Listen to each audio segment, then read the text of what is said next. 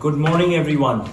I'm Kunal Mooley. I'm an astrophysicist and the co-founder of IMIX, which stands for the Institute of Mind, Intelligence and Consciousness Studies. And today I would like to give you a glimpse of some bit of reincarnation research or research on children with past life memories that we've been executing over the past few years. So science as we know it today uses tools that rely on perceivable objects to probe the nature of reality. And you can see some examples, of course, optics, Large Hadron Collider, EEGs to get neural patterns. And these are very complementary to Indian knowledge systems where the mind was used as a tool. And you can see some other examples, contrary to modern science, where the mind is being used in terms of meditation, in terms of viewing objects that are distant in space and time, and so on. However, if the mind is an entity that goes beyond the substrate of perceivable objects, then it could perhaps have access to a much wider spectrum of reality. And this also is very strikingly seen in the central tenet of rebirth that exists in Indian knowledge systems. You can see this mandala from Buddha traditions, which shows you the cycle of birth and death. So consciousness as it might be embodied and disembodied at certain times.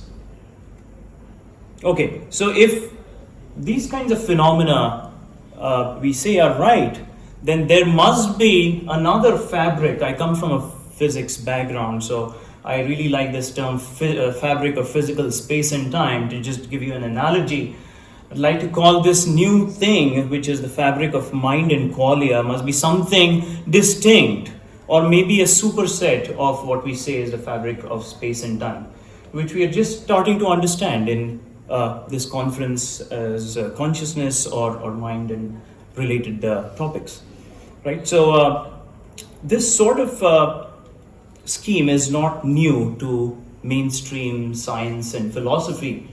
There are philosophers like Bernardo Kastrup who are trying to promote analytic realism, where he says that reality is like a cockpit. You're just getting a view of what the switches you can tweak, but the real action is happening behind the scenes in terms of the airplane doing its thing. And Donald Hoffman, of course, speaking about the mind being like a physical headset, which can give you access to physical reality. And there could be multiple such physical realities that one could have access to. Okay, so now the question is, if the mind and consciousness exist independently of a physical substrate, then what can we study about this new fabric that I'm referring to as the fabric of mind and qualia, right? So this really motivates the study of reincarnation because it's sort of a nail in the coffin for physicalist models. Right? Is mind or consciousness really distinct from the physical world that we've studied so far? And these are famous contemporaries who remember their past life. So it is no longer a discussion that is amongst niche circles, but it's becoming more and more mainstream. So you can see here Richard Davidson, who is sitting with Dalai Lama, and Dr. Brown here sitting with, from Harvard and MIT, sitting with Sadhguru. So, there has been a systematic study, just to give you a bit of background, there has been a systematic study or research done in past life memories, children having these kinds of past life memories, 2,500 plus cases studied, where more than 2/3 of these cases have a previous person identified, going with the statements that the child is making, right? So these are generally 2 or 3-year-old children that start speaking to their parents that you're not my real parents, you are someone different, I have different parents. They speak of having a husband, they speak of having a wife, they speak of having a children, right, for themselves. And imagine if your child were to do something like that, it would be completely bizarre.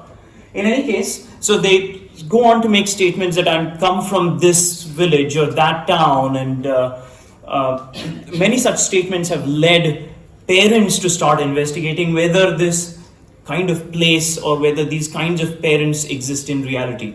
And believe it or not, in 1,500 plus cases, such kinds of previous persons have been found. This is one of the examples. James Leininger might have seen it on TV or something, who started drawing these airplane crash sketches at the age of 3.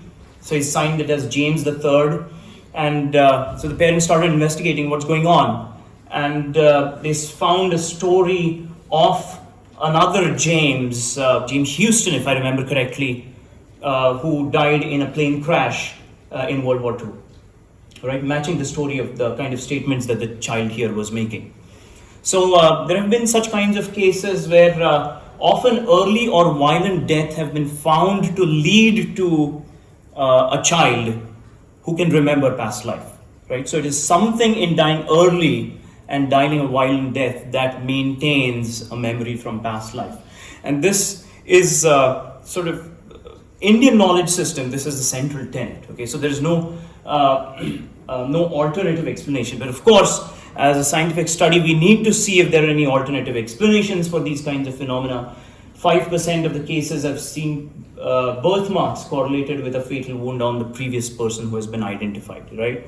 So yeah, a variety of explanations have been presented for these phenomena, and of course, many of these have been ruled out, and especially for the most strongest of cases, the only thing that could really explain is a mind that is traveling from one biological system to another. There really is hardly any other avenue for an explanation than this explanation. Okay, so as I said, I'm going to assume in this talk that reincarnation, or the process by which the mind and consciousness can come about to inhabit another biological system, comes out naturally, and I'm going to assume that without taking into detailed considerations the other kind of possible explanations, right?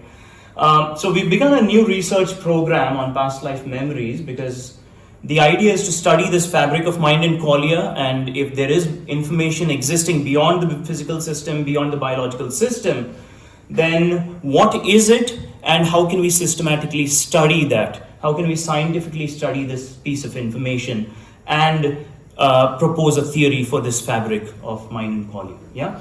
So we're consolidating firstly Eastern perspectives on reincarnation. There are many schools of philosophy that Martin referred to, which give some kind of explanations for this, how is it occurring, right?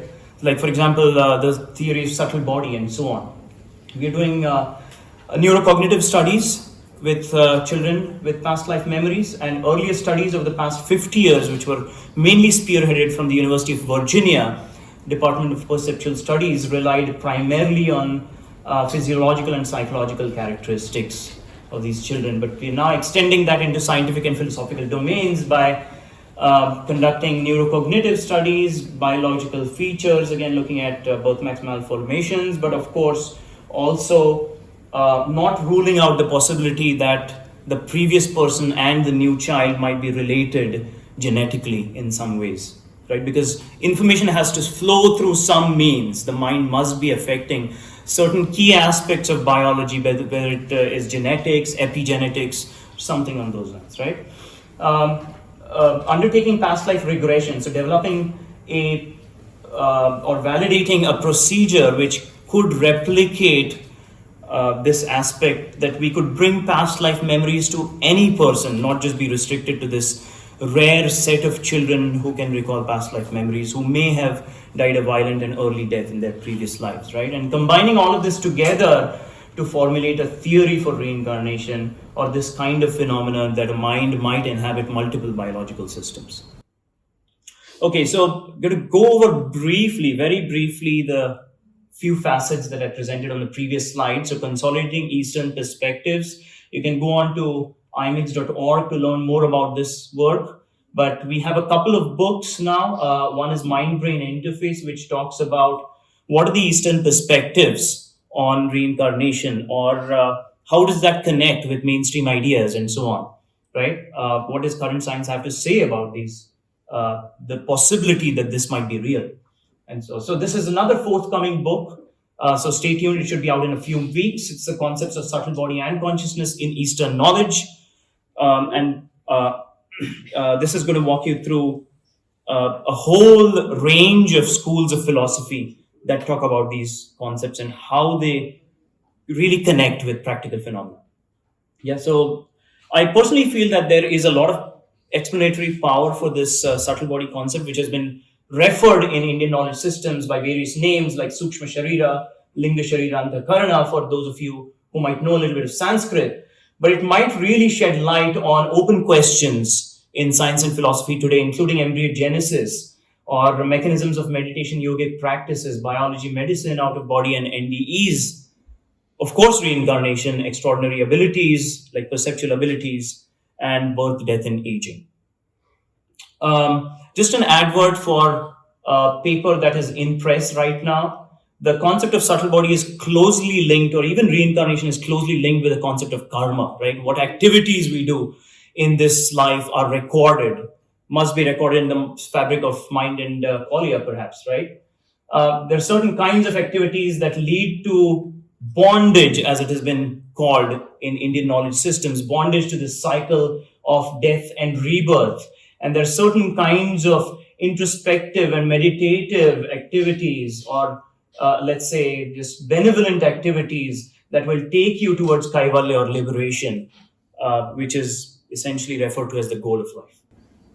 Okay, so I'm going to just give you a glimpse of a case study that we did, but with this new research program on children with past life memories, we are bringing in new field protocols to study these children, doing blinded studies with rigorous statistical analyses so that there are no more criticisms to this kind of research that come up. Studying cognitive developmental trajectories of whether there's anything anomalous, cognitively speaking, with these children, or are they just behaving cognitively as other children do. What information passes from one body to another? That's one of the primary goals, right? In order to study this fabric of mind and qualia, what kind of information does it hold that might connect to multiple biological systems? I won't go through the rest, leave that for the forthcoming slides. So a case study that I want to very briefly discuss is that of a 5-year-old child in northern India having past life memories. A previous person was identified in this case from 2015. The death is from 2015, and the current person was born in 2017. Right, all the life events for the previous and the current person, very interestingly, took place within a radius of 25 kilometers. So you can see just the geographical location. The previous person lived here, the current person lived here. All the activities are restricted to this 25-kilometer radius. Okay, so cognitive study with the child, what we've done is there's a Piaget's theory for cognitive developmental trajectory, where you would expect certain kinds of cognitive milestones to occur at each of these ranges in age, right? So we did these range of cognitive tests in order to see if this 5-year-old child, who should be in this stage, can really access the cognitive tests or really pass in these tests, which are meant for much older children, right? You might expect this because the child is coming with an adult memory. So what other kinds of things, what kind of cognitive skills that person might have is what we want to test, okay? So our findings, preliminary findings, are that a child's past life recall, together with her performances in the various cognitive tests, and comparing that to control children, about 50 children, suggests that they're performing only as similarly to the control group, right? And this really suggests to us that the carryover of episodic or autobiographical memory, which is attributed to the previous life, occurs without substantial carryover semantic memory. Okay, some neural measurements with EEGs that we did, showing stimuli of past, previous life, and controls. So we gathered data from the previous person's family, the current person's family, just images, photographs of events, people, and so on, objects. And just going to skim through this very quickly, is that these are the topological plots showing over a range of times from when the stimuli were shown for, I believe this is control, this is present life, and this is past life. So this is analysis in the works, and stay tuned for more results, which will be published in the coming weeks. This is another thing I wanted to highlight is that a match in familiarity between the previous person and the current person, right? So if you show an image stimulus, which might be appealing to both the current person and the previous person, that's what this plot is supposed to show you. And the more yellow it is, the more correlated is the activity, right? So in various parts of the brain, various electrodes, right, we see certain correlated activity in the theta and beta bands when this sort of match in familiarity exists of the image stimulus between the previous and the current person, and mismatch isn't showing us anything significant there. So some interesting biological studies that we've been carrying out using PCR techniques and short tandem repeat. Again, this is a PCR product, but we're trying to see if genetically the previous person's family and the current child might be related. So again, stay tuned for some of the results. I want to end with these couple of slides where I want to bring you back to what does it really mean as a big picture. Eastern schools of philosophy and these cases of reincarnation type now suggest that there is definitely some information being stored in a form that is different from biology, in form that is different from probably the entire physics theories that we've developed, right? And so this really calls for something like a mind or mental states and functions which might be different from this box here, which we generally refer to as the body and the physical world. Indian knowledge systems calls this to have a substrate which is a subtle substrate. So I'm going to call this the subtle world, which is the substrate for the mind, or this fabric of mind and qualia, which might be a substrate for mind and mental activity. And Indian knowledge systems, or generally Eastern schools, go even beyond this. They say that many schools say that consciousness and its functions go beyond this regime of the body and the mind, and that we as conscious selves are different from this entire system. And that consciousness or this conscious person has the ability to interface with the mind, the ability to interface with a body. And if this is the case, it leaves room for an interesting concept, which is there might be a transcendent world where the conscious person might be connecting with a transcendent body of some sort. And this is really the concept of liberation, where we need to be liberated from this bondage, this very limited scope that consciousness can express itself, and enter the transcendent world into a place which is full of eternal happiness and bliss. So with this, I would like to thank my collaborators and a lot of the IMEX team who've contributed very wonderfully, and including Jim Tucker from the University of Virginia, who has really helped us craft this very interesting program and take it to the next level. Thank you.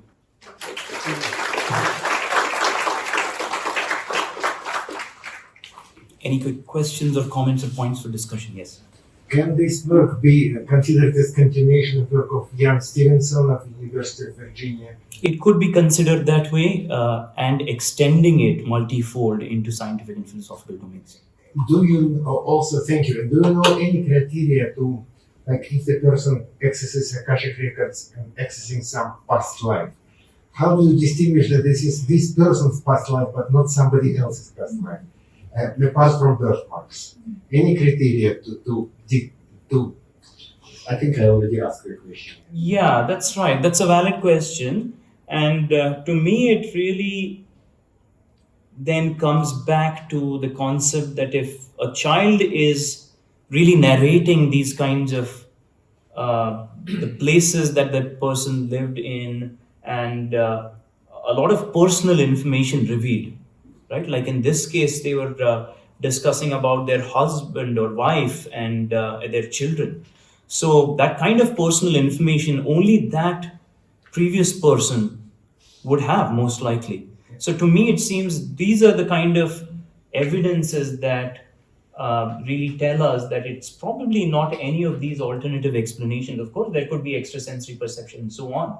There have been cases that the previous person has been dead for over 50 years. and now suddenly these kinds of memories arise in the child who lives today. Thank you.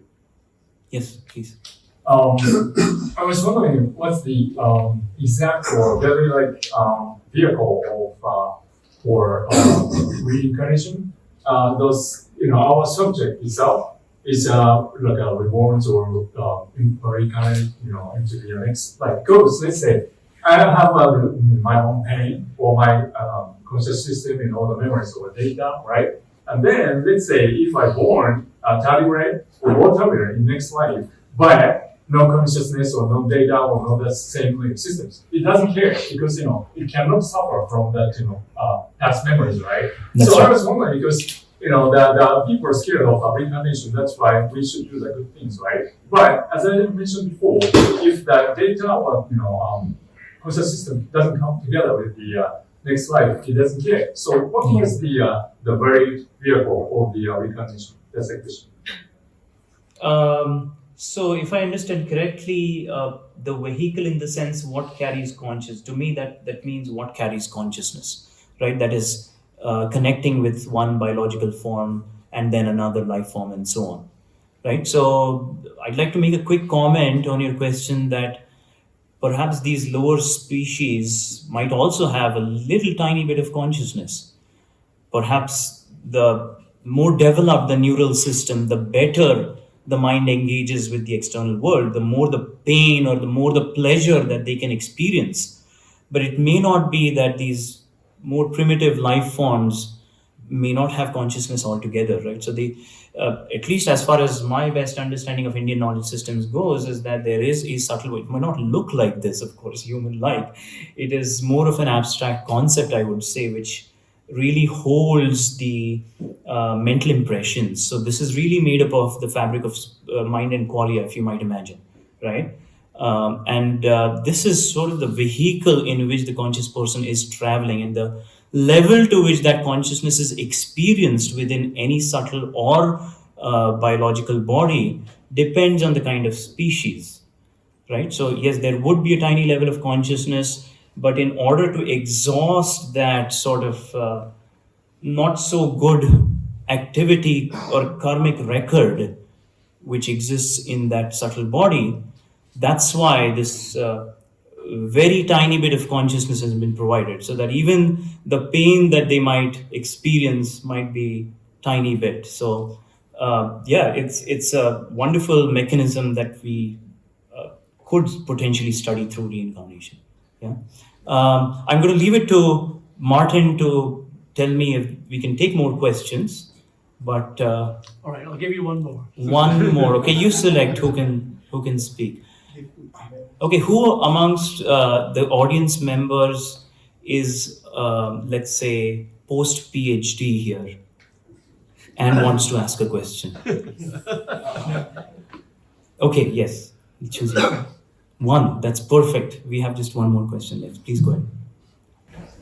Let's imagine you ask another million people about their past lives, and don't we still stay at the same point that we still tell guys, oh, there is some this subtle vehicle that carries the soul and so on, but we still stay at the edge of some transcendent, and this concept of subtle body doesn't bring us anything except of mythology. Except, sorry, what? Mythology. Mythology, well, that is to be seen. Whether you want to call it subtle body or something else, there, to me, as a... Let me finish. Yeah, go ahead. It reminds me a Russian writer Nabokov, who said that in case soul would be detected in 19th century by the physiologist, it would be the best proof that that is not existing. I don't know what you mean. What PhD? What topic PhD have you done? Sorry, if I may ask. Philosophy of the mind. Wow, that's great. Okay, good. So philosophers and scientists think a little differently, right? Because whether a substance, any object has a actual existence or not is a great philosophical question which multiple philosophers might debate over it and maybe not reach to any conclusion. But scientists like to reach a conclusion because their theories are mathematical. And if the mathematics works, then the object must be real and the mechanism that we develop mathematically must be real. Okay, so I don't know what philosophers of mind think, but I would just leave it at that. Thank you.